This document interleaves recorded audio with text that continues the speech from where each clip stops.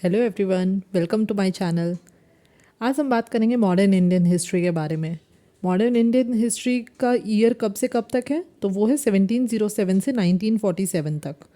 1707 को ही हम क्यों काउंट करते हैं beginning of the modern India, क्योंकि 1707 में औरंगज़ेब की डेथ हुई थी और उसके बाद से जितने भी मुग़ल एम्परर्स आए वो बहुत ही वीक रूलर्स थे और वो ब्रिटिशर्स को या फिर और भी यूरोपियन पावर्स के फैलाव को नहीं रोक पाए। इसलिए हम मॉडर्न इंडिया की हिस्ट्री की शुरुआत जो है वो 1707 से करते हैं।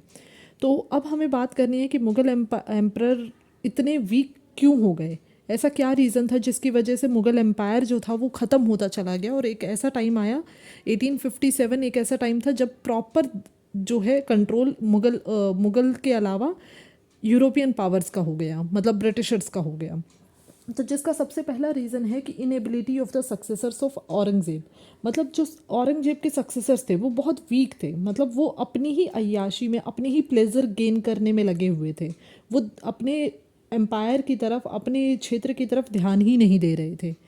दूसरा रीज़न था कि जितने भी हमारे इन्वेजन्स हुए हैं मुग़ल डायनेस्टी के अंदर, वो उस टाइम पर बहुत ज़्यादा हो गए। जब जैसे ही औरंगज़ेब की डेथ हुई उसके बाद से जितने भी फॉरेन इन्वेजन्स हुए वो बहुत ख़तरनाक वाले हुए। मतलब ऐसा कि नादिर शाह और अहमद शाह अब्दाली ऐसे ख़तरनाक इन्वेडर थे जिन्होंने इस देश की कितनी संपत्ति को वो लूट के लेके चले गए। जिसकी हम बात करते हैं, जैसे आपने सुना होगा कि अकबर का एक पीकॉक थ्रोन था रेड फोर्ट के अंदर जो अकबर ने बनवाया था, वो पीकॉक थ्रोन भी वो लोग उठा के लेके चले गए अपने ही देश में। तो ये सेकंड रीज़न हम कह सकते हैं कि मुग़ल डायनेस्टी के अंदर इतने ज़्यादा फॉरेन इन्वेजन हुए 1707 के बाद से कि डाउनफॉल स्टार्ट हो ही गया वहाँ से। तीसरा था ग्रुपिज़म इन मुग़ल कोर्ट्स।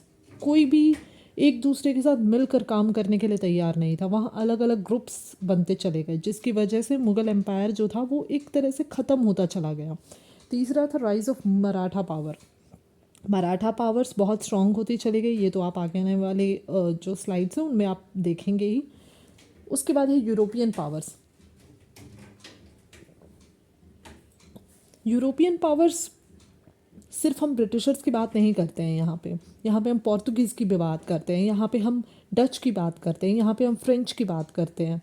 तो ऐसे बहुत सारे और यूरोपियन पावर्स आई इंडिया के अंदर जो यहाँ से बहुत सारा सामान अपने देश लेकर गई, जिनकी वजह से भी आप कह सकते हैं कि मुग़ल का डाउनफॉल स्टार्ट हो गया। लैक ऑफ नेशनलिज्म सबसे बड़ा रीज़न तो आप कह सकते हैं। जहाँ पर एकता नहीं होती वहाँ पर तो लूटपाट मचती ही मचती है, वहाँ का सत्यानाश तय होता है। तो हमारे देश में एकता उस टाइम थी नहीं, क्योंकि भारत जैसा या इंडिया एक कंट्री की तरह पहचान तो थी ही नहीं उस वक्त। उसके बाद आते हैं औरंगज़ेब की जितने भी रिलीजियस और इकोनॉमिक पॉलिसीज़ जो उसने अपने मरने से पहले स्टार्ट की थी, उनका बहुत बड़ा इम्पैक्ट रहा डाउनफॉल में, तो वो भी हम बात करेंगे। तो अगर हम बात करें कि औरंगज़ेब के बाद में क्या हुआ, औरंगज़ेब की डेथ तो हो गई पर उनका इम्पैक्ट ऐसा क्या हुआ जिसकी वजह से मुग़ल एम्पायर बर्बाद हो गया, तो उसका रीज़न आगे हम डिस्कस करेंगे। तो औरंगज़ेब के 3 बेटे हुआ करते थे। जैसे ही औरंगज़ेब की डेथ हुई इन तीनों बेटों में आपस में लड़ाइयाँ शुरू हो गई, और लड़ाइयाँ शुरू होती हैं तो ऑब्वियस सी बात है वॉर तो होगा ही होगा, बैटल्स होंगे ही होंगे। तो मुआज़म और आज़म, जो मुआज़म जो बड़ा बेटा था औरंगज़ेब का, मुआज़म और आज़म के बीच में एक बैटल हुआ जिसे हम बैटल ऑफ जजाऊ बोलते हैं, और वो 1707 में ही हुआ। जिस साल औरंगज़ेब की डेथ हुई उसी साल बैटल ऑफ जजाऊ हुआ और उसमें मुआज़म की डेथ हो गई। अब मुआज़म की मुआज़म मुग़ल एम्पायर का नेक्स्ट रूलर बना और आज़म की डेथ हो गई, और मुआज़म अब रूलर बन गया, बट आज़म और कामबख्श भी तो थे।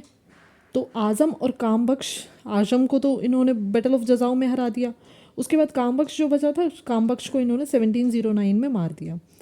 और अब मुआज़म ने अपना नाम बदल के रखा बहादुर शाह वन,